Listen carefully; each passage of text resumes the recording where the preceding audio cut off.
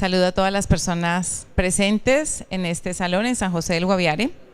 Estamos en el Foro Internacional Perspectivas y Experiencias para la Protección de Ecosistemas Estratégicos. Vamos a iniciar entonces con la temática de la tarde. Tenemos dos paneles, uno sobre áreas protegidas, una figura a profundizar o revisar, y el segundo panel es sobre conservación de áreas de especial importancia ecológica.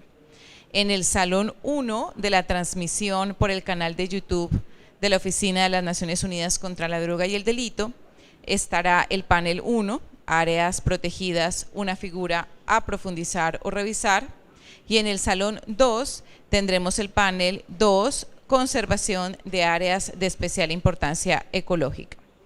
En el panel 1 nos acompaña desde Estados Unidos María Antonia Tigre. Ella es la directora para América Latina del Global Network of the Study of Human Rights and the Environment. Desde México, Jesús Ignacio Castro Salazar, investigador del Tecnológico Nacional de México. Y nos acompaña aquí en San José del Guaviare el señor Marco Sanabria. Él es asesor del Ministerio de Ambiente y Desarrollo Sostenible y del Viceministerio de Políticas y Normalización Ambiental de esa cartera. Este panel estará moderado por Luz Ángela Patiño. Ella es experta legal ambiental de la Oficina de las Naciones Unidas contra la Droga y el Delito. En el panel paralelo de conservación de áreas de especial importancia ecológica, contamos con Carlos Rodríguez, que es el director de Tropembos de Colombia. Tropembos, disculpen. Está María Fernanda Salinas, investigadora de la Universidad de Chile. Y Manuel Guariguata es científico principal del Centro para la Investigación Forestal Internacional. Ese panel está siendo moderado por Ana María Talero. Ella es la coordinadora del Programa de Prevención y Justicia Ambiental de la Oficina de las Naciones Unidas contra la Droga y el Delito. Con esto doy paso entonces en este salón al panel Áreas Protegidas, una figura a profundizar o a revisar, y le doy la palabra a Luz Ángela Patiño.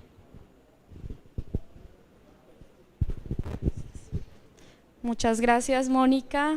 Muy buenas tardes a todos y todas y bienvenidos a todos nuestros panelistas el día de hoy. Antes de iniciar, en la entrada de la puerta de esta sala se encuentra un QR, y también en la presentación más adelante ustedes podrán escanear y encontrar la agenda del Foro Internacional Perspectivas y Experiencias para la Protección de los Ecosistemas Estratégicos. Igualmente, esta sesión contará con traducción en inglés y en español y en portugués para aquellas personas que requieran habilitar y tener la traducción respectiva.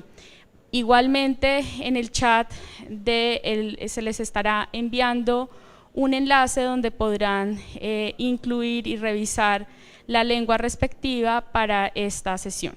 Entonces, para iniciar, estamos el día de hoy con Marco Antonio Sanabria, desde el Ministerio de Ambiente y Desarrollo Sostenible. También nos acompaña María Antonia Tigre y el doctor Jesús Ignacio Castro Salazar, quienes desde su experticia compartirán este conversatorio, sus reflexiones desde las áreas protegidas, una figura a profundizar o revisar. Marco nos acompaña el día de hoy, asesor del Ministerio de Ambiente y Desarrollo Sostenible del Viceministerio de Políticas y Normalización. Es abogado, especialista en Derecho Penal y Criminología, especialista en Derecho Penal Económico y Empresarial, desafíos ante la crisis económica internacional, magíster en Derecho Penal, candidato a magíster en Seguridad y Defensas Nacionales. Bienvenido, Marco, y tienes 20 minutos para tu intervención. Muchas gracias. Gracias, Ángela. Muy buenas tardes para todos. Realmente es un placer estar en este foro internacional. Bien, vamos a hablar entonces de las áreas protegidas en Colombia, y para ello pues vamos a plantear una tesis que va a ser desarrollada a lo largo de mi intervención. La tesis está denominada Las áreas protegidas en Colombia se conservan a través de la ley y el financiamiento verde. Entonces es una tesis la cual va a contar con 3 argumentos para poder, digamos que, ser sustentada. Y finalmente vamos a ver cómo cada uno de los argumentos pues atiende las realidades de nuestras áreas protegidas en el territorio colombiano. Para ello pues vamos a abordar la definición de áreas de especial importancia ecológica o áreas protegidas, su proceso de declaración y el Sistema Nacional de Áreas Protegidas. ¿Qué es un área protegida? Pues digamos que el área protegida está definida precisamente como ese espacio geográfico que ha sido designado, regulado y administrado a fin de alcanzar objetivos específicos de conservación, pero además objetivos, digamos unos objetivos sustanciales, porque dentro de esas áreas protegidas pues realmente cumplen unas funciones ecosistémicas y allí vamos a encontrar unos recursos naturales que claramente son importantes para el Estado colombiano, para el hemisferio y finalmente pues para el planeta Tierra, en la medida en que todos, como estamos acá con la cooperación internacional, hemos escuchado a los demás panelistas, todos estamos con la mirada precisamente en las áreas protegidas en el territorio colombiano, toda vez que Colombia cuenta con los primeros puestos de biodiversidad en el mundo y claramente es un patrimonio, si bien es cierto, nacional, un patrimonio mundial en cuanto a biodiversidad. Bien, ¿cuál es el proceso para la declaratoria de un área protegida? Entonces nosotros vemos aquí este árbol, digamos que es un árbol de procesos, tenemos la preparación, tenemos el aprensamiento y tenemos precisamente la declaratoria. Son unos procesos que se siguen para lograr establecer o identificar o declarar un área protegida. Para ello pues nosotros contamos con unos procesos de información, de recolección de información, contamos con unos análisis con la comunidad en esas áreas protegidas y todo esto bajo el principio de corresponsabilidad ambiental. Nosotros escuchábamos a los anteriores expositores, a Rodrigo Botero inclusive, que nos hablaba precisamente de cómo la sociedad civil se tiene que integrar en modelos de gobernanza para poder proteger nuestros ecosistemas en general. Puntualmente planteaba pues lograr contener el fenómeno de la deforestación. Lo mismo sucede en la protección o digamos que en las declaratorias de áreas protegidas. Tiene que haber una sinergia importante con la sociedad civil, con lo privado, con las instituciones del Estado para poder determinar cómo vamos a hacer una preparación de la identificación de esas áreas esas áreas protegidas o áreas de especial importancia ecológica. Finalmente, para lograr determinar, se hacen unos procesos de identificación de información, se hacen unos procesos de valoración de esos recursos naturales o diversidad que pueden llegar a estar en estas áreas protegidas y posteriormente se hace su declaratoria mediante normatividad ambiental.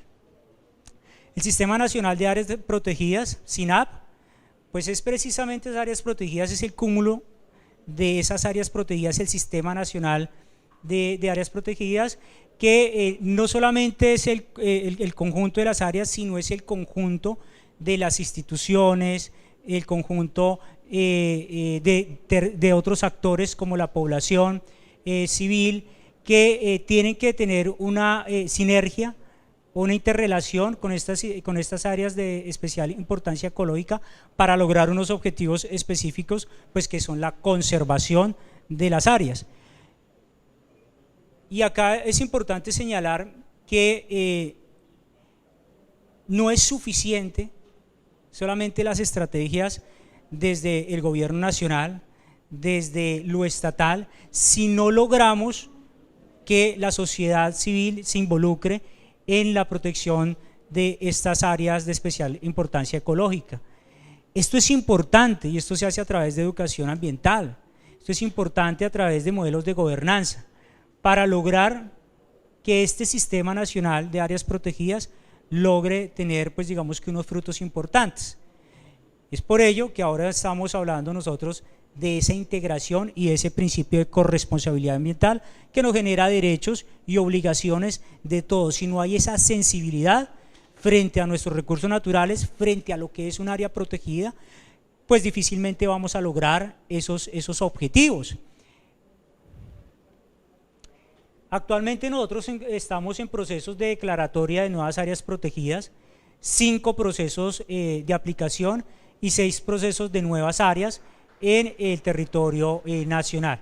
Esto va a permitir lograr inclusive lo que el gobierno nacional, en cabeza del señor presidente de la República y el Ministerio de Ambiente y Desarrollo Sostenible, ha denominado el 30-30, 30% de áreas protegidas en lo marítimo y 30% de áreas protegidas en lo terrestre. Esta, digamos que iniciativa del gobierno nacional es una obligación moral que tiene el gobierno nacional para lograr preservar estas áreas protegidas que aún no han sido declaradas, y esta preservación y esta declaración de áreas protegidas lo que busca es precisamente responder inclusive a esos requerimientos y necesidades que digamos que nos exigen la cooperación internacional, que nos exigen los demás estados. Nuevamente, porque consideramos que Colombia cuenta con una de las mayores biodiversidades a nivel mundial. ¿Qué tenemos acá? Tenemos la consolidación del Sistema Nacional de Áreas Protegidas, 1060 áreas protegidas e inscritas en el Registro Único de Áreas Protegidas a 2018. En lo que va del gobierno nacional se han registrado 283 áreas protegidas adicionales para un total de 1.343. De esas áreas protegidas hay 59 administradas y protegidas por parques nacionales, más 3 nacionales de manejo integrado, 348 áreas protegidas administradas por las autoridades ambientales regionales y 933 áreas protegidas de administración privada. Estas áreas protegidas, digamos que nos dicen que del área del territorio colombiano contamos con el 15% del territorio nacional declaradas como áreas de especial importancia ecológica o áreas protegidas, logrando un 12.8 millones de hectáreas aproximadamente áreas protegidas en el país, marinas, el que corresponde al 14% de la superficie marina del país, y el 18.5 millones de hectáreas terrestres, que corresponde al 16% de la superficie terrestre, para lograr determinar que hay áreas protegidas por más de 1.250 áreas que corresponden a más de 30 millones de hectáreas de áreas protegidas actualmente. Ahora bien, hay unos retos importantes que conlleva la protección de las áreas protegidas, y uno de esos retos es poder contrarrestar o contener las nuevas amenazas transnacionales. Sabemos que y amenazas de seguridad y defensa. Es importante que además de, digamos que de desarrollar ese argumento, esas narrativas ambientales y la protección de los recursos naturales como un componente estratégico para conservar las generaciones presentes y futuras, lo veamos también como un elemento fundamental en términos de seguridad y defensa del Estado, porque desde el punto de vista de seguridad y defensa del Estado nosotros podemos desarrollar un concepto que se llama la seguridad humana, y esa seguridad humana nos lleva a analizar precisamente las nuevas amenazas que fueron declaradas a través de la Organización de Estados Americanos en el año 2003 en el Consejo de Seguridad Hemisférica. Ya desde allá vimos cómo los recursos naturales y el medio ambiente pues lo catalogaban como unos aspectos de seguridad y defensa del hemisferio para poder contrarrestar los nuevos fenómenos criminales. Hecha esa pequeña introducción, nosotros encontramos aquí la deforestación como un comportamiento humano que está atentando contra los recursos naturales y el medio ambiente. En términos generales, no es solamente la deforestación, es el desplazamiento de la fauna silvestre que se causa con la deforestación, es el daño ambiental que se causa con la deforestación, es la contaminación ambiental que se causa con la deforestación, es la invasión de áreas de especial importancia ecológica que se causa con la deforestación, y claramente los crímenes asociados a este fenómeno, como lo planteaba el anterior conferencista, el lavado de activos, el blanqueo de capitales, ¿verdad? Entonces, la deforestación y los crímenes asociados, pues son un reto importante para lograr la protección de las áreas de especial importancia ecológica. La deforestación tiene unas causas, tanto directas como indirectas. Una de las causas de la deforestación es precisamente los cultivos ilegales, la infraestructura ilegal, la ganadería extensiva, entre otros fenómenos ilegales. Y con esto nosotros no pretendemos etiquetar, por ejemplo, la ganadería como una actividad ilegal. No, cuando se desborda esa ganadería por algunos sujetos determinados de forma irregular, pues se convierte en ilegal y por supuesto está causando unas afectaciones a los ecosistemas, propiamente en las áreas de especial importancia ecológica o áreas protegidas. Y hay unas causas indirectas que son esos fenómenos sociales, económicos, políticos, culturales, entre otros, que claramente están asociados a la deforestación y que claramente impactan en las áreas protegidas por situaciones inclusive históricas que pues se están resolviendo a través pues, de todos esos avances inclusive que se han generado con posterioridad a la firma del acuerdo de paz y todo lo que ello conlleva, ¿no? Entonces estamos combatiendo los delitos medioambientales, estamos protegiendo las áreas de especial importancia ecológica, áreas protegidas, pero a su vez estamos atendiendo unos fenómenos criminales históricos que claramente hay que comprender o tener una visión más holística para poder ponerle una mirada o una solución más integral al fenómeno. Desafortunadamente eso es lo que tenemos, ¿verdad? No podemos analizar la protección de los recursos naturales y medio ambiente de forma aislada, sino que tiene que ser más holística con todos los fenómenos que ha atravesado, o fenómenos criminales históricos que ha atravesado el país. Bien, entonces tenemos las áreas identificadas ya, las áreas de especial importancia ecológica o áreas protegidas. Tenemos identificado unos fenómenos de criminalidad que afectan las áreas protegidas, y entonces ahora cuáles son las acciones, como lo prometimos en la tesis, las acciones para lograr proteger las áreas protegidas a través de la ley y a través del financiamiento verde. A través de la ley tenemos la ley 2111 del año 2021, que es la ley de delitos ambientales, que sustituye el título 11 del Código Penal a partir del artículo 328 y siguientes. Y aquí es importante advertir que por primera vez en Colombia, o la ley penal colombiana, pues nos habla de la deforestación, de la financiación y promoción de la deforestación,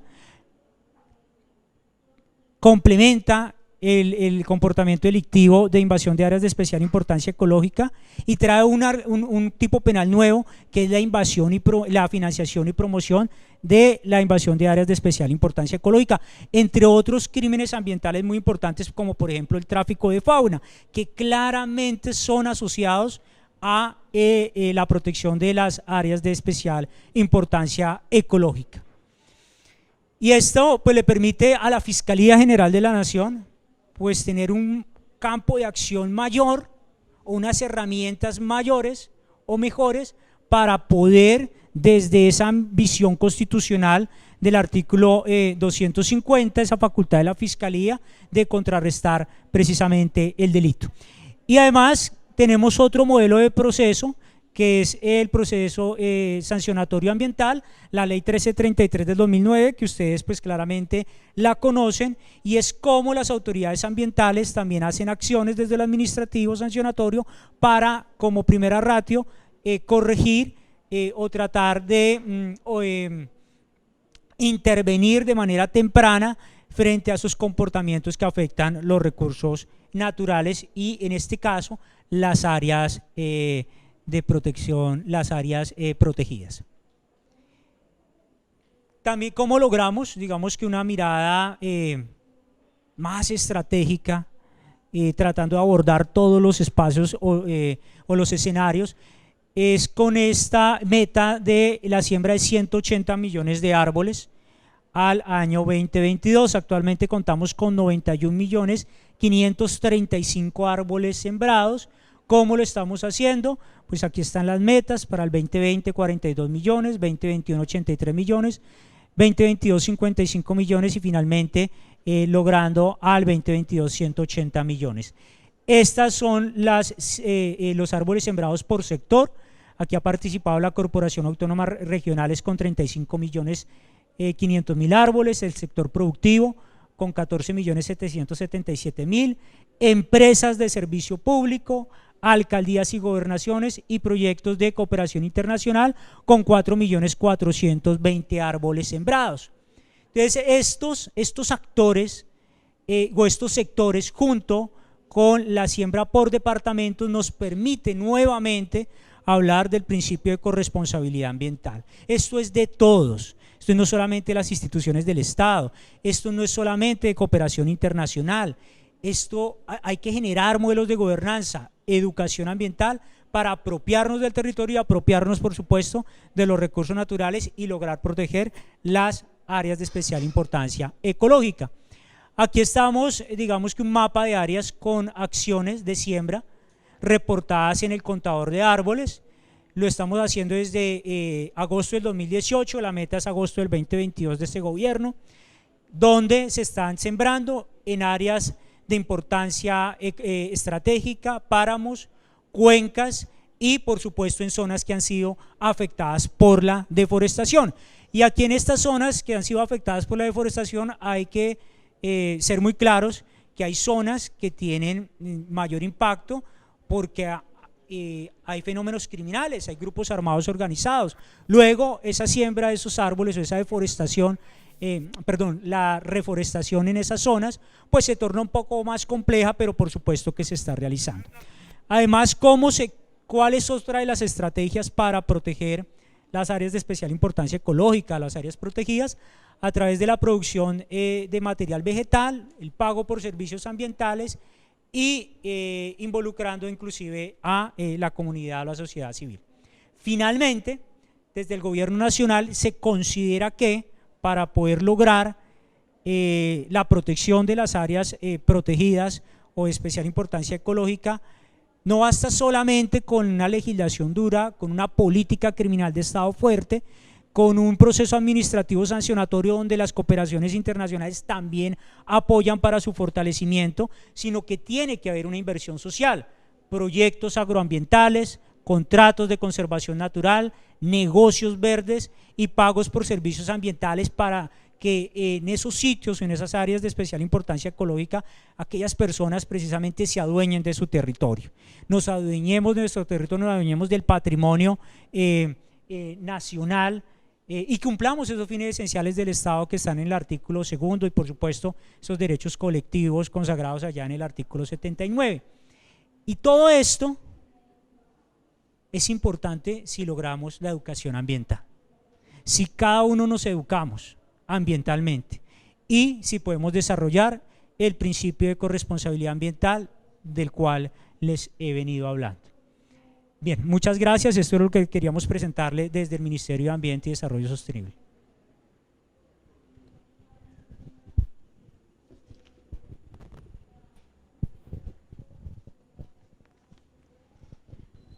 Mil gracias, Marco, por tu intervención.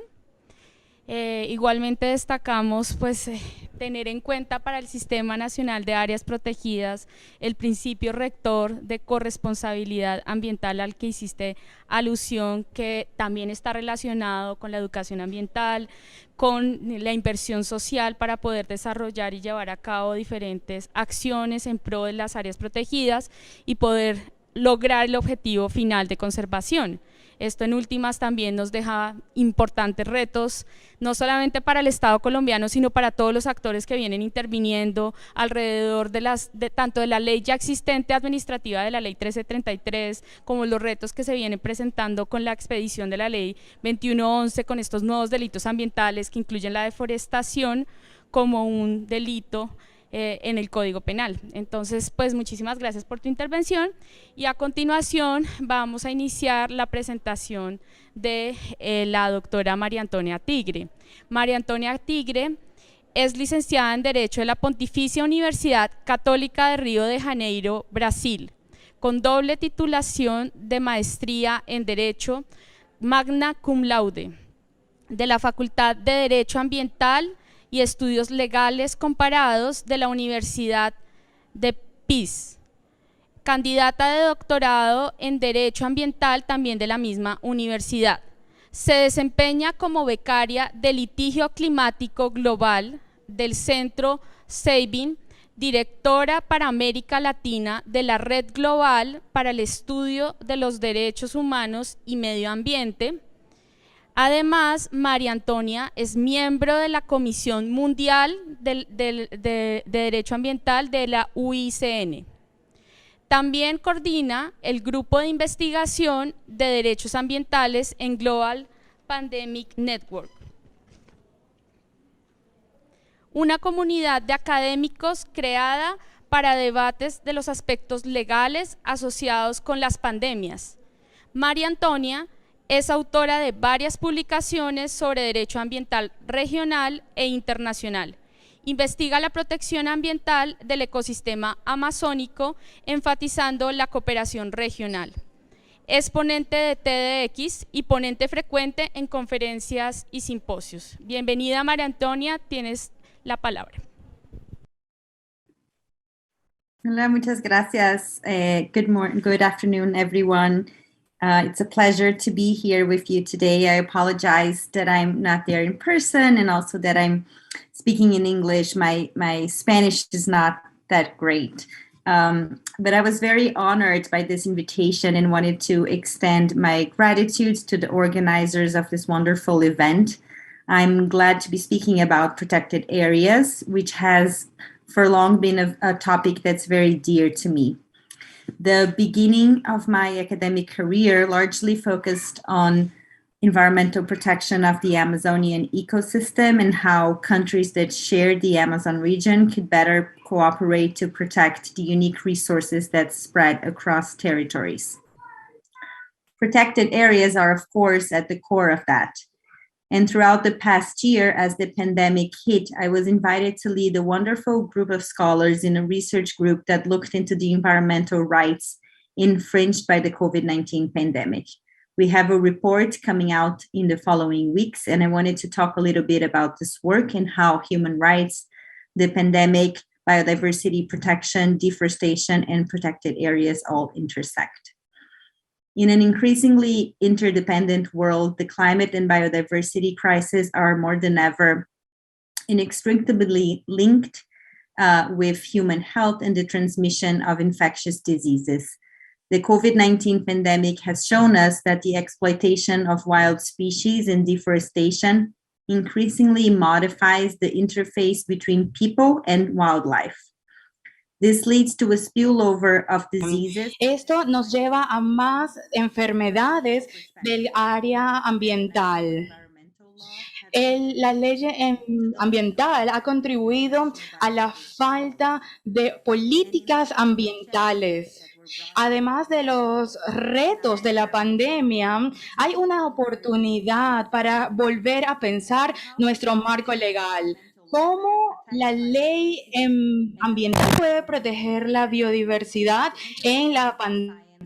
Los intercambios ha provocado muchas más enfermedades en países biodiversos. La pandemia muestra la interconexión de las comunidades y la salud de las personas y la seguridad de estas. La emergencia está vinculada a la deforestación y otros aspectos que cambian la vida humana, que también hace mayor infección a las personas. 20% de las áreas de la Tierra representan la biodiversidad, que también son puntos calientes para la deforestación. Con la deforestación y las tasas de incremento, muchas más especies tienen consecuencias en un ambiente de salud negativo.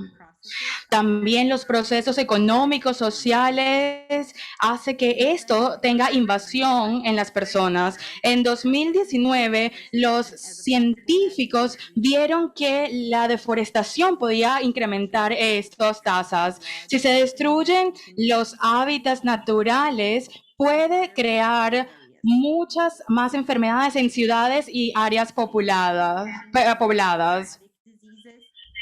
Y también el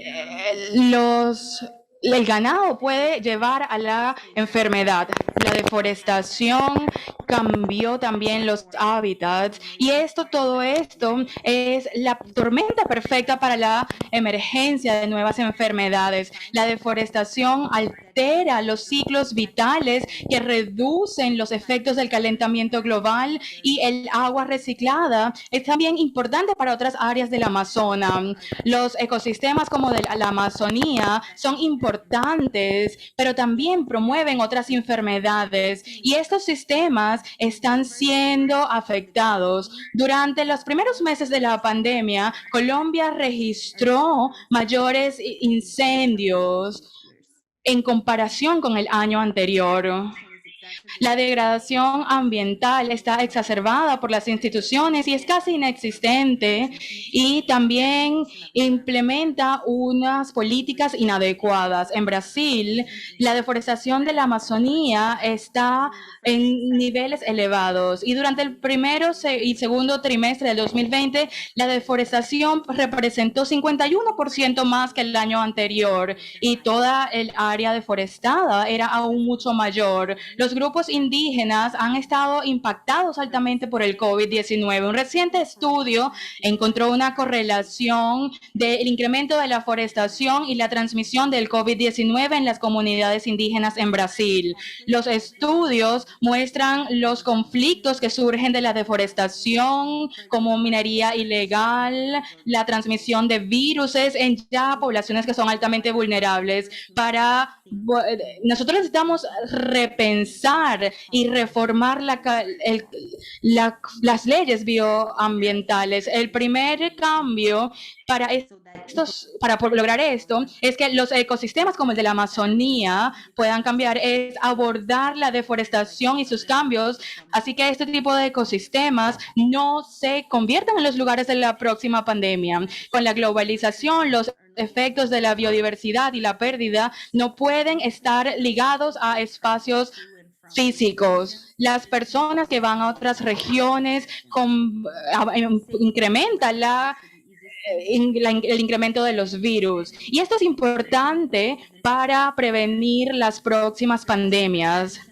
Las regulaciones internacionales y las actividades que promueven el contacto humano pueden reducir esto. Otras iniciativas responden a las enfermedades para controlar para evitar la próxima pandemia. La integración cooperacional es importante. También es la protección de las áreas. Las áreas protegidas pueden reducir la deforestación al tener otras leyes, como también incrementar otras situaciones de cambio climático. Esto es fundamental para las políticas públicas para reducir la transferencia de enfermedades en las poblaciones humanas. Los humanos, los animales pueden convivir si la biodiversidad está protegida. Por ejemplo, hay áreas que están hechas de áreas en conservación o áreas protegidas luego de la implementación de las leyes. La ley de 2020 tenía como una red 1.5 millones de kilómetros de áreas protegidas alrededor. Estableció de tener y controlar las especies, y esto provee un ejemplo del proceso de selección en las áreas de protección y muestra la implementación de las medidas. En otros escenarios se podrá ver este escenario pospandémico. Es importante fortalecer la biodiversidad y la protección de nuevos mecanismos a diferentes niveles de gobernanza. Es impredecible que las actividades y el extractivismo se esperen, especialmente en los retos económicos que se tengan. El COVID-19 va a afectar los esfuerzos de reforestación. Reducir los gastos del gobierno puede tener mayores regulaciones para los productos de agricultura y reducir la pobreza y también las políticas de implementación que están siendo involucrados. Es por esa razón que la conservación de la biodiversidad y la restauración son más importantes que nunca para mejorar con las consecuencias de la pandemia y prevenirlas de futura. 40% y 10% de agua tienen algún tipo de protección ambiental, ya sea en lugares protegidos. En contraste, el Amazonas en Brasil pierde cierta cantidad cada minuto de tierras. Para la biodiversidad, la conservación ha tomado una importancia significativa en la conservación. Este enfoque pone la superficie sobre la conservación global y las áreas protegidas. También se busca proteger el 85% de las especies de la Tierra. Eso también está siendo bastante influenciado por el gobierno. Las áreas protegidas tienen un lugar importante para prevenir las enfermedades. Y en cuanto a buscar el contacto entre los humanos y la vida salvaje, también puede ayudar a preservar los ecosistemas. Y estas áreas necesitan saber cuáles son los conflictos y tiene que haber un vínculo entre la conservación y el riesgo para el futuro. Cuando los estados implementen nuevas áreas de protección, también se debe incluir aspectos de la mitigación del riesgo y tomar las consideraciones de las políticas de biodiversidad global.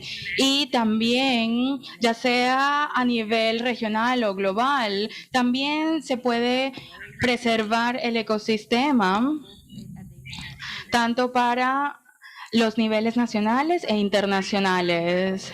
Así que se necesita mayor análisis para saber cuáles son las actividades. Actualmente existen muchos retos sobre la efectividad y garantizar y perpetuar los grupos que están siendo oprimidos. 85% y la protección de las especies de la Tierra no aclara cómo proteger a la mitad del planeta pueda alcanzar las causas. Hay que prestar atención a los lugares y quizás sea inefectivo. Es poco claro cuáles serían estos componentes para la protección. Por ejemplo, con la protección va a incluir el Ártico, las tierras. Estos detalles son importantes, especialmente para los gobiernos, para proteger, que son áreas donde hay menos especies. Más allá de eso, saber dónde encontrar esa conservación efectiva es esencial. Proteger la mitad de estas especies no está alineado con los sistemas de ecosistemas. Nosotros necesitamos saber cómo realizar actividades por parte humana y cuáles consecuencias van a estar trayendo consigo. La solución no es satisfacer grandes porciones de la tierra en los estados hasta la biodiversidad. Los retos son grandes y hay una sola forma de hacerlo que nos permita salvar a la tierra, que proteja la biodiversidad y que sea también justo para la raza humana. Tam-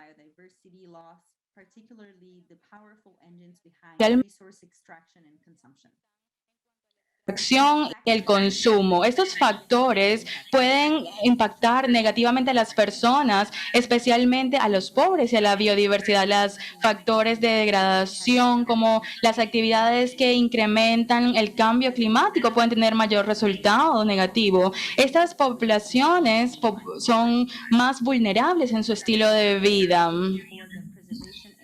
Las áreas preservadas quizás van a estar más dañadas o afectadas. Las áreas protegidas son ya donde hay conflictos y las pérdidas de biodiversidad. Cualquier estrategia de bioconservación antes y luego de la pandemia necesita enfocarse en las pérdidas para poder ser exitosa. Debe abordarse sobre cómo funciona la economía global, especialmente en el consumo y la extracción. La idea de tener una naturaleza pristina sin la intervención de los humanos ha estado recediendo. Y el manejo de la tierra, esto es el punto central. Aún así, las inequidades y los diferentes actores no están en este tipo de enfoque. Las desventajas de las comunidades han sido afectadas por la reubicación de las prácticas en las diferentes tierras. Así que hay un multinivel donde se necesitan los gobiernos y las instituciones a nivel regional y local para poder abordar este tema. En el centro de la propuesta para incrementar las áreas de protección y las consecuencias en la población humana, cubrir estas áreas va a incrementar la pobreza en aquellas personas que viven dentro de estas áreas de protección. Es importante considerar aspectos sociales para que considere la biosfera y también en un escenario pospandémico. La participación de los actores es importante, si no estamos tomando el riesgo de tomar decisiones que afecten negativamente a la población, como por ejemplo las personas que estén siendo desplazadas y tengan más carga a los recursos para el poder sobrevivir. Imaginen que todos estos temas no sean resueltos. En ese caso, puede ser una solución cambiar de manera paulatina, pero también puede ayudar a fortalecer a la conservación, a trabajar con esos movimientos que se busca trabajar en cuanto a ello. Así que es tener estos temas en la conversación, combinar esos conceptos, también que tome la naturaleza de los eventos. Algo es claro, que las teorías de conservación tienen que ser estudiadas más en profundidad, sobre todo cuando se habla quién está en control de esas áreas en protección. Los esfuerzos se enfocan en áreas ricas en biodiversas, que son países pobres, que no tienen altas tasas de empleo y los responsables no están algo que se está abordando en cuanto a los grupos que se tiene. Una oportunidad puede involucrar a las personas indígenas, que esta estrategia ha sido comprobada que es extremadamente efectiva. Y también se debe abordar con los nuevos temas que surgieron luego de la pandemia, y también tener más interacción entre los animales y los humanos. Y esto también puede atraer a la emergencia en futuras pandemias. También se ha tenido algo que necesita ser abordado después de la pandemia. Hoy la institución responde a la crisis de biodiversidad que muestra la destrucción de la naturaleza que está siendo exacerbada por la pandemia. Y con suerte todos estos temas van a poder seguir siendo discutidos, pero en general la pandemia de COVID-19 ha mostrado la interconexión de las economías, de las sociedades, y también se muestra esto en la naturaleza y los ecosistemas, y se busca por solidaridad nacional y global para beneficiar y también proteger a las personas. Muchas gracias y espero seguir avanzando en esta conversación. Gracias, María Antonia, por tu intervención y presentación, presentándonos la importancia de las áreas protegidas y su relación con la pandemia, especialmente por la consecuencia de la actividad humana y cómo, digamos, se tiene que preparar y existen unos retos específicos para poder prevenirla y teniendo en cuenta la pospandemia. Entonces, mil gracias por tu participación. A continuación, le damos la palabra al doctor Jesús Ignacio Castro Salazar. Es ingeniero ambiental de la Universidad de Guanajuato de México, maestro en Administración Integral del Ambiente del Colegio de la Frontera Norte, doctor en Ciencias Sociales con orientación en Desarrollo Sustentable de la Universidad Autónoma de Nuevo León. Ha trabajado como inspector federal en la Procuraduría Federal de la Protección al Medio Ambiente, en la Subdelegación de Recursos Naturales y en la Subdelegación de Inspección Industrial. Ha colaborado en proyectos como el Centro Mexicano en Energías Renovables en Universidades y recientemente apoya como externo en uno de los programas nacionales estratégicos sobre energías renovables. El doctor Castro es autor de artículos como temas ambientales, incluyendo la administración y regulación de áreas naturales protegidas.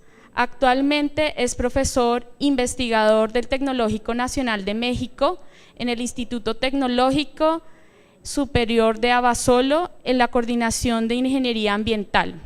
Sus principales líneas de investigación son política y administración pública ambiental, sociología y legislación ambiental, criminología verde.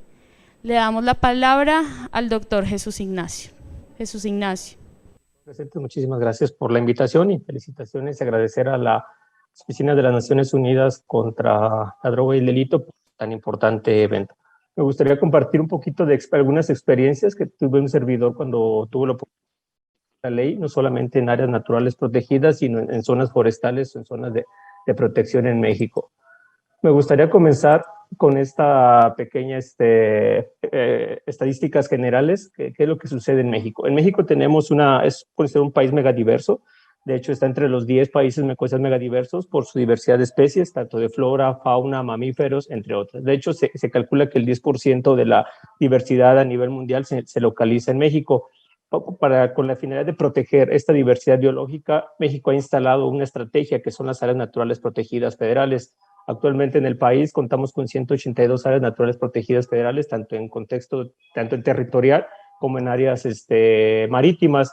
Ocupan aproximadamente el 11% de la superficie terrestre nacional y el 22.1% de la superficie del territorio nacional. Hay mínimo un área natural protegida por cada entidad federativa, es decir, mínimo un estado de México tiene mínimo un área natural protegida federal. Y es importante mencionar este dato porque lo voy a retomar más adelante. Otra estrategia que tenemos en México para la protección de áreas naturales protegidas son las áreas naturales protegidas de competencia estatal. La diferencia es que esta la regula el Estado, no la regula la Federación y no tienen tanto impacto o apoyo como son las áreas naturales protegidas. De hecho, 41 áreas naturales protegidas de México son reconocidas por la UNESCO. Entonces, de ahí que se le ha dado una mayor importancia o visibilizado más las áreas naturales protegidas de competencia federales. En ellas albergan tanto especies que están en riesgo, tanto especies endémicas, especies que están en protección, entre otras categorías. ¿Cómo ha evolucionado el tema de áreas naturales protegidas en México? La primera área natural protegida registrada fue en 1917, en el área de la Ciudad de México. Al 2021 contamos con 182 áreas naturales protegidas. Se ha visto un crecimiento exponencial directamente con esta iniciativa o este proyecto de de implementar áreas naturales protegidas, al menos en el discurso, al menos lo que es en el discurso legal o la voluntad política, se ha visto una voluntad de incrementar las áreas naturales protegidas, al menos en el ideal. Bueno, pero ¿qué es lo que está realmente sucediendo o cuáles son algunas de las situaciones que podemos, se han observado en México? Voy a retomar algunos estudios de colaboradores con los cuales he tenido el gusto de participar, el doctor Carpio, la doctora Inés, entre otros académicos, para poder transmitir y poder complementar un poquito más de la situación. Para empezar, desde mi punto de vista, lo que es la parte de área natural protegida, el otorgar o categorizar una área natural protegida invisibiliza otras áreas. ¿Qué quiere decir? Por ejemplo, áreas que, como vimos el dato, solamente el 10% o el 10% del territorio nacional es área natural protegida.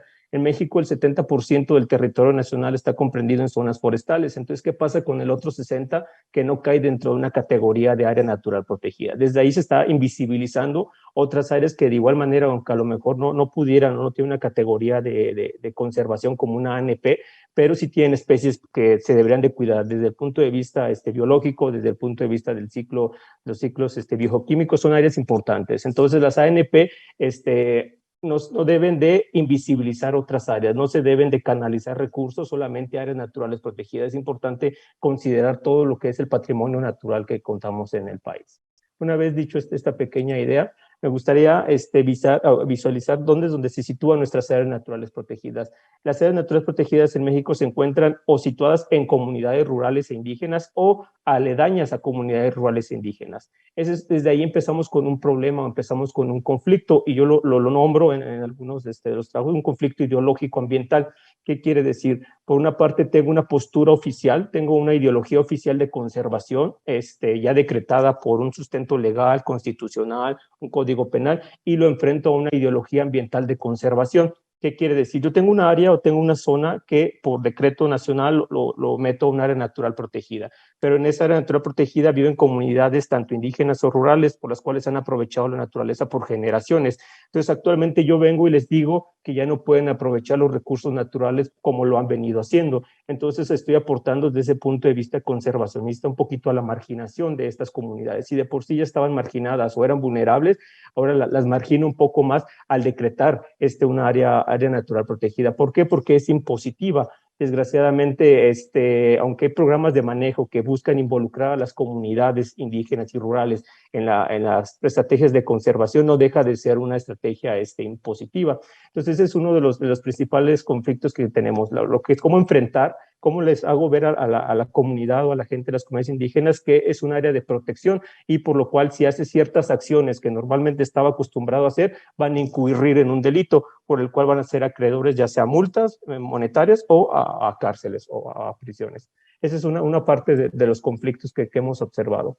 Otro conflicto que tenemos es el crimen organizado. Ya uno de los ponentes nos introdujo que en Colombia también tienen este problema, pues en México también, con ayuda del doctor Carpio, que es especialista o que se ha enfocado a analizar el crimen organizado en áreas naturales protegidas, ha identificado cómo las ANP se encuentran situadas en zonas donde el crimen organizado los utiliza para delinquir, ya sea para sembrar cannabis, o incluso ha mutado a otras áreas de criminales. Por ejemplo, el aprovechamiento de la tala ilegal ha visto redituable este negocio, o también la extracción de flora y fauna de las áreas naturales protegidas. Incluso se han convertido en zonas de refugio para integrantes del crimen organizado, quienes por ser zonas alejadas van y habitan estas áreas.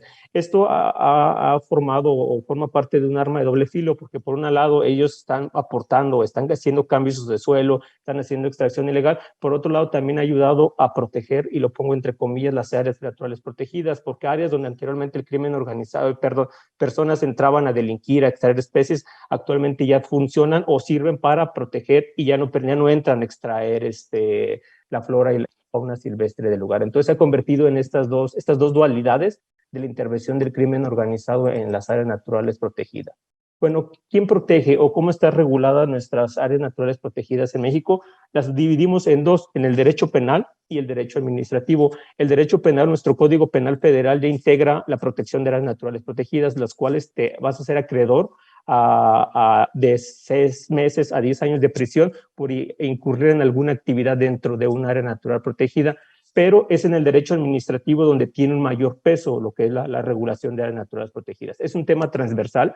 Nuestra legislación ambiental es de las más completas en América Latina.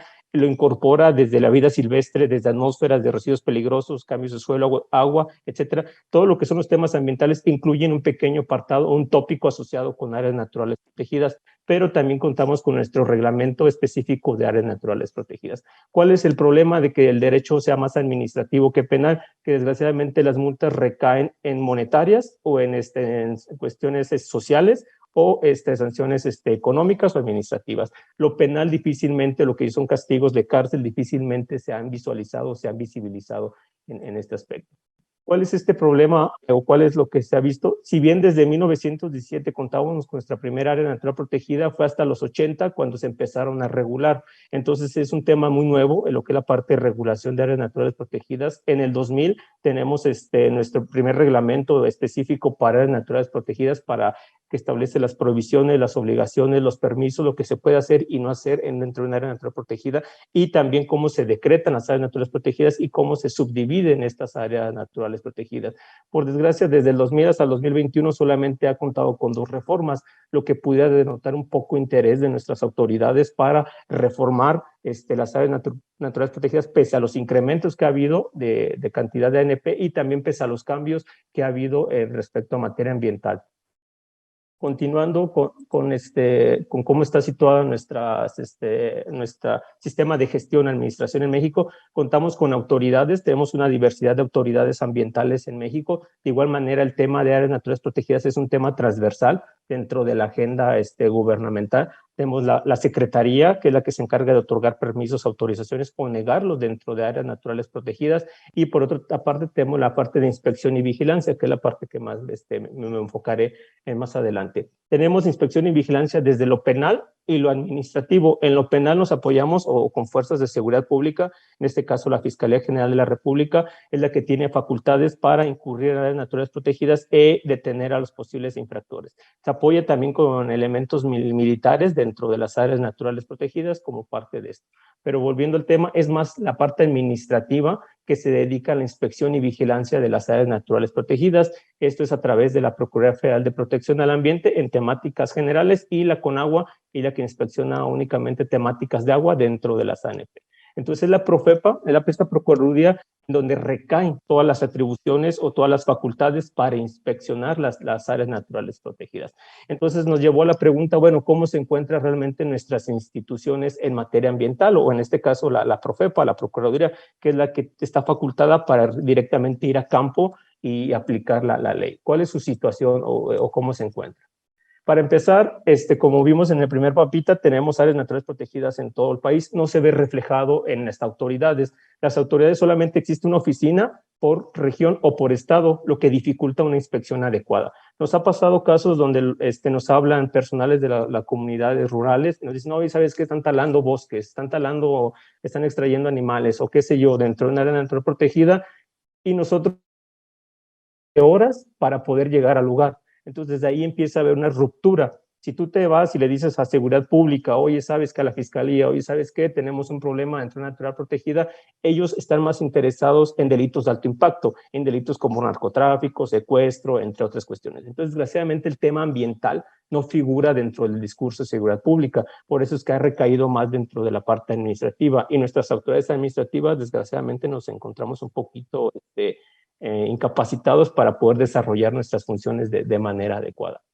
En el 2016 se quiso instaurar un cuerpo de seguridad pública específico que le llamaron Gendarmería Ambiental, únicamente especializado para proteger nuestras áreas naturales protegidas.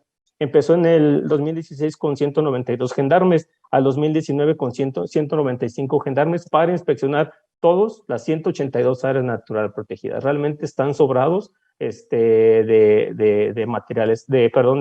material para inspeccionar. Es mucho lo que se tiene que inspeccionar y es poco el personal con el cual contamos. Inspectores a nivel federal para inspeccionar estas áreas naturales protegidas o los delitos dentro de áreas naturales protegidas, contamos al 2019 con 256 inspectores para todo el país. de los cuales estos inspectores, además de inspeccionar áreas naturales protegidas, tienen que inspeccionar temáticas forestales, temáticas de agua, temáticas de cambios de suelo, temáticas de vida silvestre. Entonces, tienen otras facultades o otras atribuciones aparte de las áreas naturales protegidas. De ahí que se ha quedado un poquito descuidado lo que es la parte de inspección y vigilancia dentro de estas áreas. Eso también se puede ver reflejado en lo que es el cambio porcentual. Si bien se ha visto un incremento de superficie de áreas naturales protegidas, se ha visto también un decremento de inspectores para la redundancia, inspeccionar estas áreas, lo que se ve como una falta de interés gubernamental hacia las áreas protegidas. Y no se diga en el presupuesto de igual manera se ha golpeado la parte ambiental, se le ha reducido mucho el presupuesto para lo que es el apoyo administrativo a estas procuradurías o a estas inspecciones. De hecho, en el 2018-2019 se quiso cerrar la Comisión de Áreas Naturales Protegidas, que es una de las dependencias más importantes en México, que se encarga, que es la que trabaja directamente con las ANP. Estuvo a riesgo de ser cerrada por falta de presupuesto económico. ¿Qué es lo que está pasando? Ya para dar, aunque sea 5 minutos para las preguntas y respuestas, ¿qué es lo que está pasando? Tenemos áreas naturales protegidas con mucho territorio, sí, con mucha superficie, pero los inspectores no se dan abasto para protegerlas. Tenemos inspectores poco equipados, no hay gasolina, no hay redes de comunicación, no hay vehículos adecuados para poder hacer labores de inspección dentro de las áreas. Los delincuentes o los traficantes que se encuentran en las ANP están muchísimo mejor equipados que las autoridades, tienen radiocomunicaciones, tienen equipos todoterreno, entonces se ve una diferencia garrafal entre la autoridad y el personal del crimen organizado. Nosotros como inspectores administrativos no tenemos facultados para portar armas, entonces entramos a la área natural protegida sin armas para intentar disuadir a los delincuentes.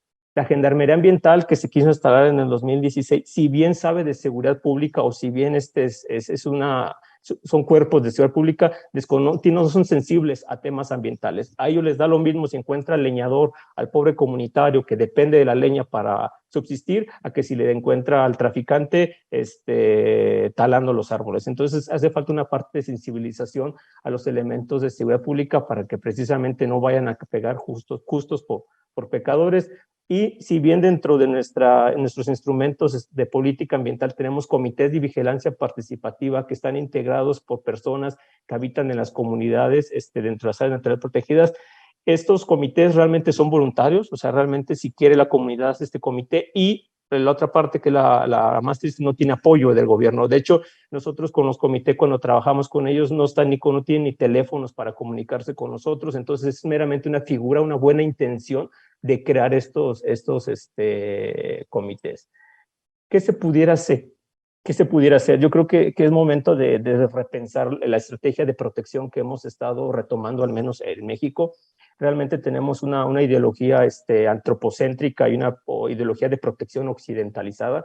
De hecho, tenemos que voltear a ver lo que son estos nuevos enfoques que se llaman, por ejemplo, el sur global. Hay que empezar realmente que la protección de las áreas naturales protegidas nazca o surja desde nuestras necesidades particulares del sur y sobre todo de necesidades particulares de las comunidades que ellos tienen. De hecho, consultarlos previamente si realmente qué beneficios pudiera haber o qué perjuicios, qué problemas pudiera haber, que se instale una ANP en su territorio. Entonces yo creo que hace falta mucho diálogo con las comunidades locales, que ellas se empoderen realmente del área natural protegida para que fomentar en ellos mismos la protección de estas áreas. Lo comentaba muy bien uno de los ponentes, desgraciadamente el crimen organizado les ofrece más que lo que les puede ofrecer el gobierno por conservar las áreas. Entonces yo creo que son tareas que quedan pendientes dentro de nuestra agenda de gobierno.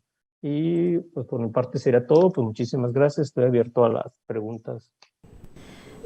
Mil gracias, Jesús Antonio, por tu presentación, destacando la importancia de las áreas protegidas nacionales en México y teniendo en cuenta que hay una coincidencia con los territorios indígenas, así como corredores con el crimen organizado, que han hecho que existan y subsistan muchos retos comunes en la actualidad, incluyendo, por ejemplo, el presupuesto, el fortalecimiento en medidas de prevención, control y vigilancia para las personas que administran las áreas protegidas y que también, digamos, se presentan acá en Colombia.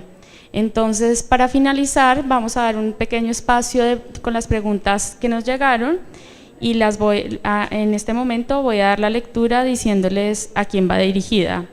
La primera de ellas va dirigida a Marco Antonio Sanabria y la pregunta es la siguiente: ¿cómo garantizarían que esos árboles sembrados sobrevivan y con qué recursos económicos se cuenta para ese reto, ya que hay muchas de estas estrategias que fracasan?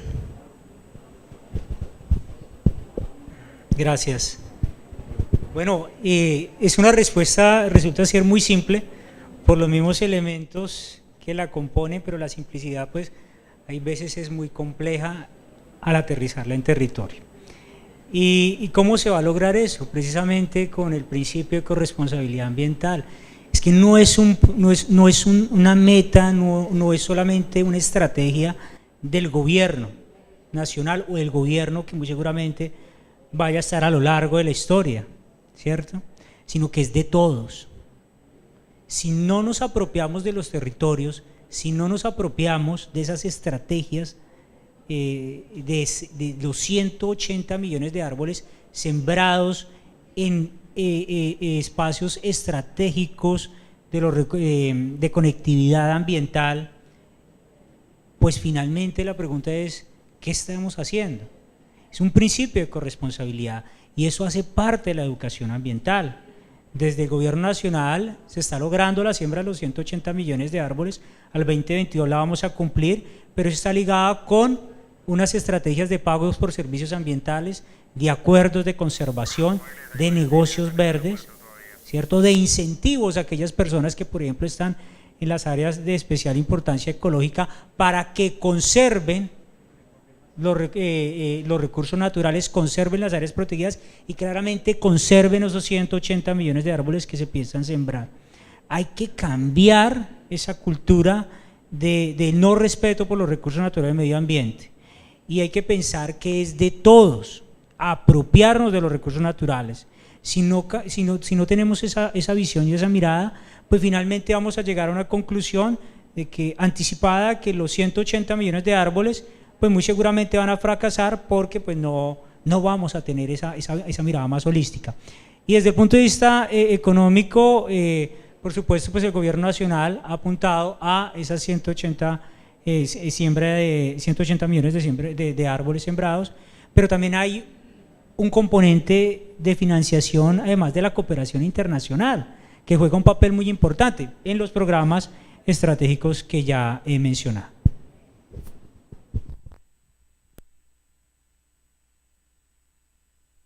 Gracias, doctor Sanabria.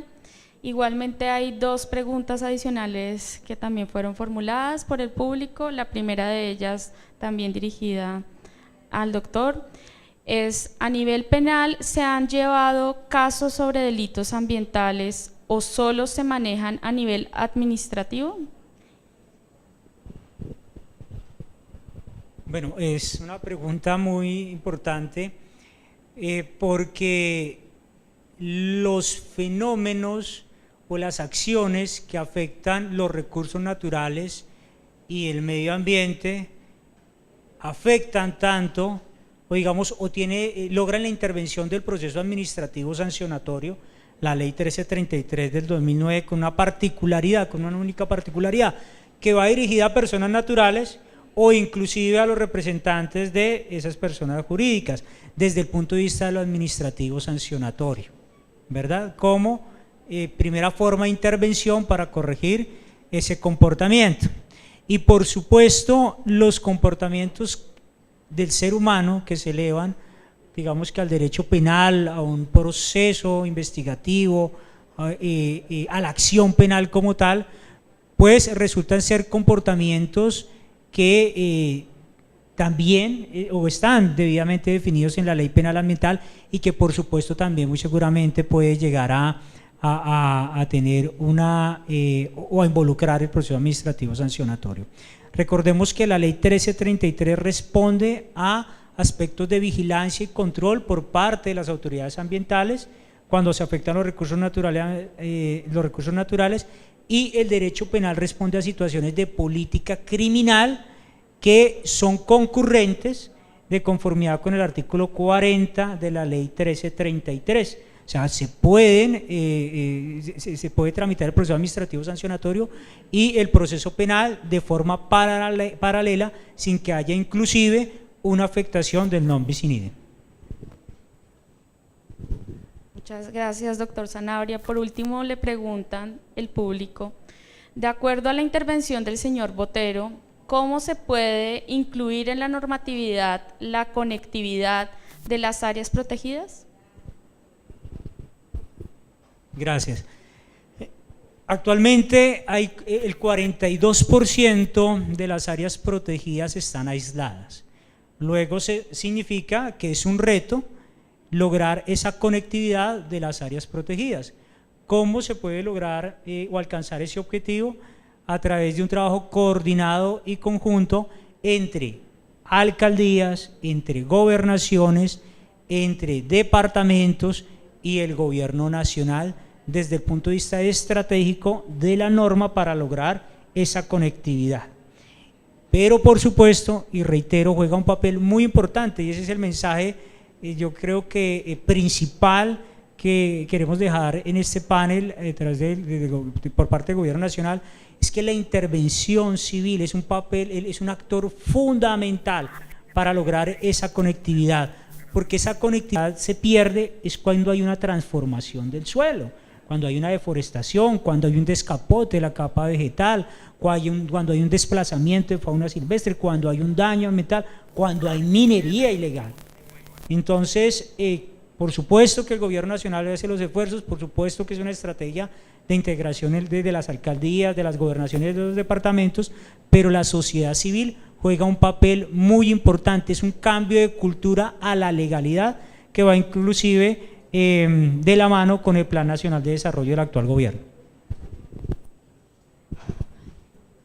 Mil gracias, doctor Sanabria. Por cuestiones de tiempo no podemos seguir abordando las últimas preguntas y les deseamos pues muchas gracias a todos nuestros panelistas por sus valiosos aportes sobre áreas protegidas y la importancia de seguir conservando y fomentando la protección ambiental y nuevas áreas con nuevos mecanismos mucho más, digamos, efectivos, y los invitamos a que sigan participando en el Foro Internacional Perspectivas y Experiencias para la Protección de los Ecosistemas Estratégicos. Y nuevamente muchas gracias a todos y todas y esperamos que tengan una feliz tarde.